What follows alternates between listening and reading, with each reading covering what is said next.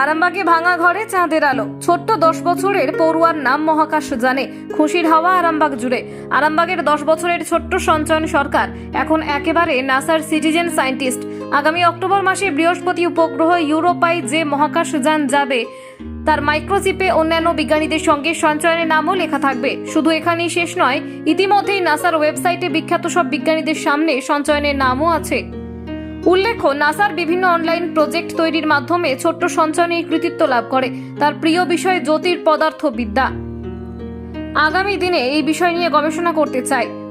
বর্তমানে সে আরামবাগের ইংরেজি মাধ্যম স্কুলের 5ম শ্রেণীর ছাত্র। পরিবারের সেভাবে অবস্থা খুব একটা ভালো নয়, তারপরেও সঞ্চয়ন এইভাবে কৃতিত্বের পরিচয় দেবে তার স্বপ্নেও ভাবতে পারেন।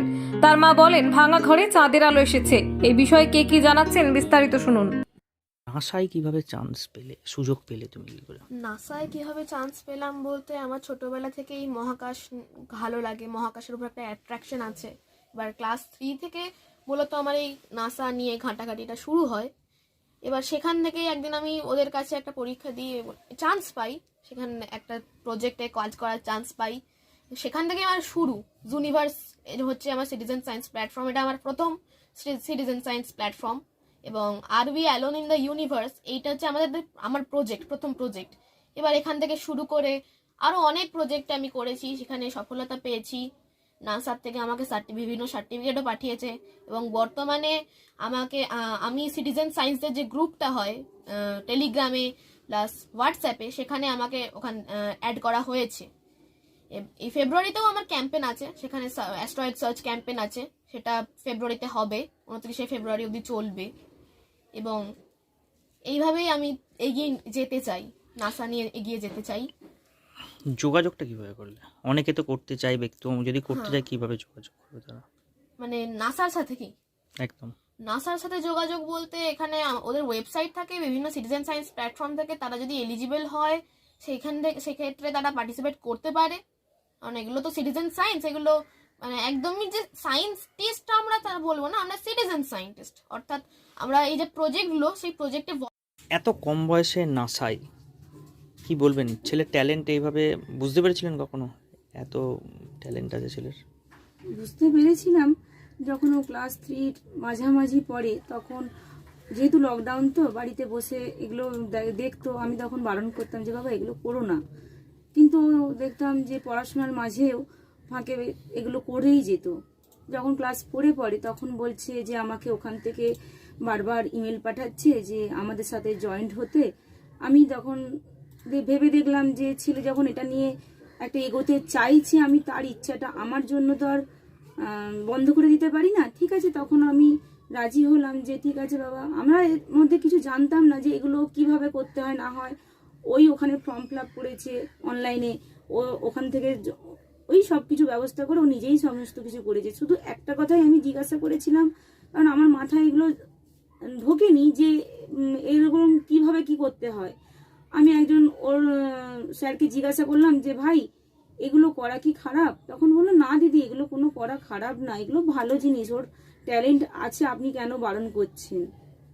তারপর থেকে ও এই কাজ এগিয়ে নিয়ে যায়। পড়াশোনার বাইরে আর কি করে? পড়াশোনা আবৃত্তি করে, অ্যাঙ্কারিং শেখে, আঁকা শেখে, ক্যারাটে করে। ওর এগুলো ইচ্ছা। আমি ওকে জোর করি না কখনো কোনো কিছুতে। পরীক্ষার সময় আমি বলি না যে বাবা পড়তে বসো, তুমি পড়াশোনা করো, বা বলি না যে তুমি অ্যাঙ্কারিংয়ের কোনো কিছু কাজ করো বা আবৃত্তি করো। এগুলো সবও নিজে থেকে, সমস্ত কিছুটাও নিজে থেকে। আঁকাও তাই, যখন মন চায় তখন করে, যখন মন না চায় তখন কিছু করে না। দিদি কতটা খুশি এই যে ছেলের? এই খুশি তো মানে বলে বোঝানো যাবে না, বোঝাবার মতো না। মানে আমি হয়তো আকাশের চাঁদ পেয়েছি, ভগবান আমার কত জন্মের তপস্যা যে আমার ভাঙা ঘরে চাঁদের আলো এসেছে।